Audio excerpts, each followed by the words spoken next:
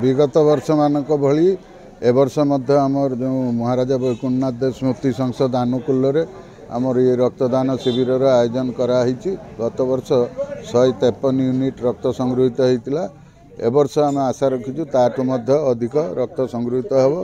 रक्तदान एक महदान एवं जो भाव में बालेश्वर शहर में थैलासेमिया रोगी संख्या बढ़ुची, तेणु रक्तर आवश्यकता धीरे धीरे बढ़ुची।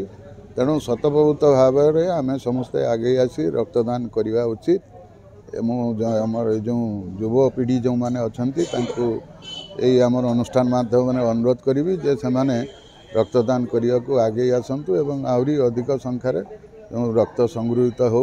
आपण मैंने जानी खुशी हे जाऊ विलंबर हेले जो महाराजा वैकुंठनाथ देव एवं तांको बापा जो श्यामानंद देव से माने जो जनहितकर कार्य करी जाइतिले तार जो एक गत काली जो आम तांकर महाप्रयाण दिवस थिला से अवसर में फकीरमोहन साहित्य परिषद आनुकूल्य महाराजा वैकुंठनाथ देव एवं तांको बापा जो राजा श्यामानंद देव जो ओडिया भाषा सुरक्षा एवं ओडिशा प्रदेश गठन तथा आमर जो ओडिशा को सुदूर पश्चिमबंग रेल धारणा बिछेवा कथा कहतु एवं विभिन्न जो जनहितकर कार्य जो से माने करितिले ता सही संबंध में एक आलोचना चक्र अनुष्ठित होता। मु धन्यवाद देवी आपण मानक माध्यम फकीरमोहन साहित्य परिषद को जे से माने एभली एक कार्यक्रम अनुष्ठित करथिले गत काली।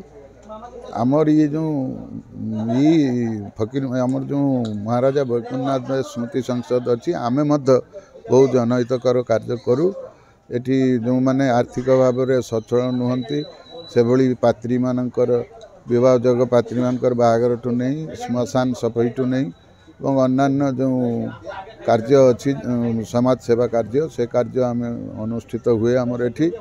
आमर एठिकार स्थानीय जो कलाकार मान को जेटा आमर यही अंचल ऐतिह्य एवं संस्कृतिर जो छाप रही ताको पुनर्जीवित करने आमे जो आमर एठिकार स्थानीय कलाकार को नहीं प्रत्येक वर्ष आमर नाटक अनुष्ठित हुए। ए वर्ष आमे दुखित जे आमर नाटक हो पारि नहीं, किंतु आसंता वर्ष आमे 2 दिन धरी नाटक आमर एटी अनुष्ठित हब।